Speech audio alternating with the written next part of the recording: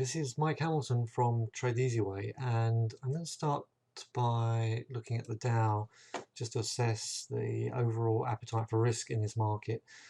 So the fact we are holding this level here with 20 minutes to go to the close for the US market is a good sign, and we've got the 8:20 cross underneath us.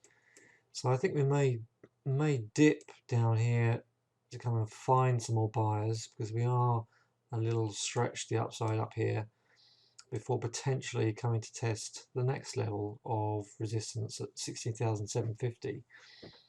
Okay, so I think we are alright. I don't think we're great. The volume's not brilliant. We spent a while drifting lower today, and we are sitting inside yesterday's range, but I think the market is okay.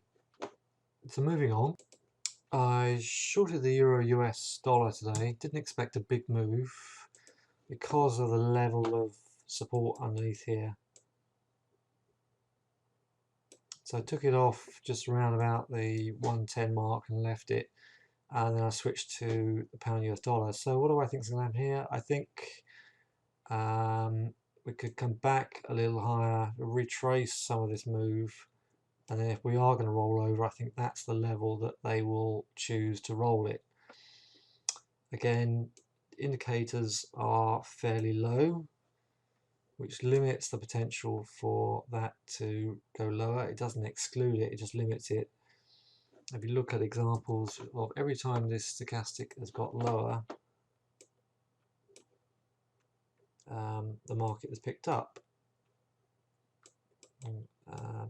The stochastic was low there, so the stochastic stayed low here, so it's a bit of a fake out here. Just hit this resistance level after this drop, and then proceeded to rotate back to the trend, and so on. So you can see now we've reached this level here, we could get some kind of bounce, but bounce into that resistance area, particularly 50%, and then I would start to look for this to come right back down to this breakup area. Okay, as we head towards March and the next important Fed meeting, G20 end of the week, so let's see if the market can get G'd up, particularly the Dow end of the week. Pound, there's just too much political movement in the pound for this to hold up. Once the referendum is out of the way and the politics settles down, I think we'll get a decent bounce, and I think back end of the year, I think we'll actually finish pretty well. But in the meantime, this is just capitulating under the weight of the Brexit uncertainty, and so this is what I shorted later in the day. It didn't do much, got trapped in a range for the early part of the day, but hit the high of the range in the US session, and then we got the main move of the day. Okay, so I've got a decent slice out of the euro and a decent slice out of the pound, and I'll keep shorting the pound now until it stops working. And so the next level is 141. So if we see 141 tomorrow, may not get 141, but if we see 141 tomorrow, I will look for the short. I'm going to be cautious because we are already quite low.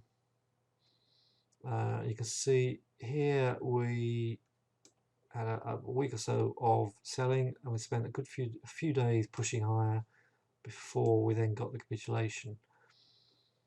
So I'm going to take my time, bide my time, and then see if that can give us an opportunity to get short higher up. Okay, that's it for the free video, and I look forward to seeing you at the next update. Bye for now.